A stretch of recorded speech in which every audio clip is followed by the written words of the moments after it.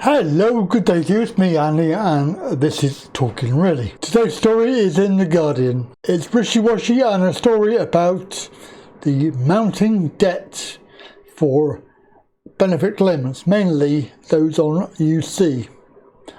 Let's have a look at the story. So, the claimants face mounting debt burden. The study suggests over a third of people who claimed universal credit after the pandemic began have seen debts grow. More than 3 in 10 people who began claiming UC after the start last year have acquired new debts or seen their existing debts grow, according to a new report.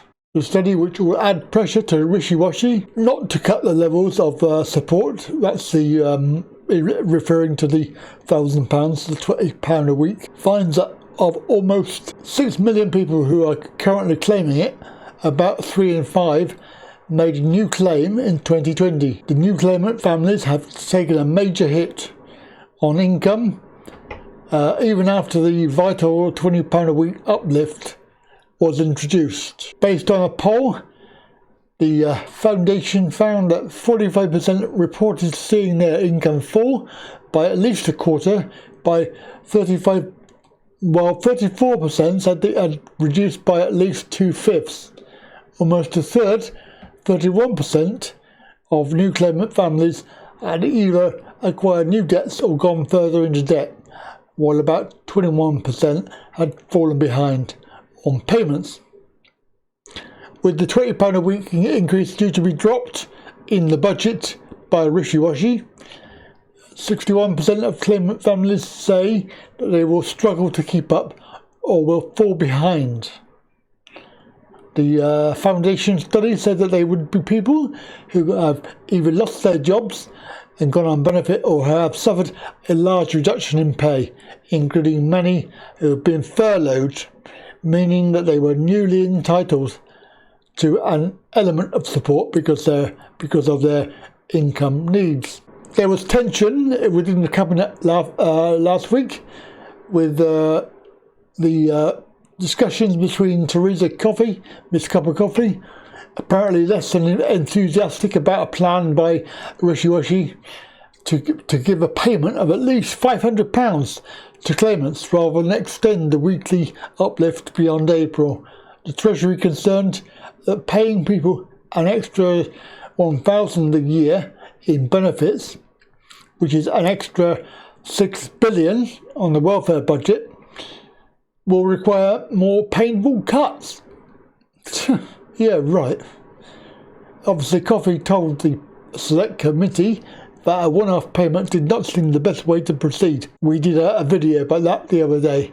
And finally, the last paragraph, cutting the incomes of 6 million families in just 2 months' time, when public health restrictions are still likely to be widespread, makes no sense politically, economically, or in terms of raising people's living standards. So, of course, we all know it's got nothing to do with that. This is about making sure that everybody's ready for the UBI, the Universal Basic Income, and the debt relief program that will be coming in as part of the Great Reset program that we have already discussed many times on this channel.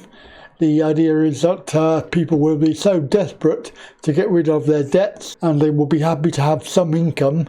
They will be signing over their lives to the debt recovery, which means that they then have to go on to UBI and they will have to give up everything. So they will own nothing. They will give up their houses and everything, the assets that they own, to have this debt relief program. And we know it's coming because it's already been discussed everywhere by everybody. So it's not a secret. This is the plan. This is what's coming in. And this is how they're doing it. They're making sure that people are suffering financially so that they have to see this as a way out.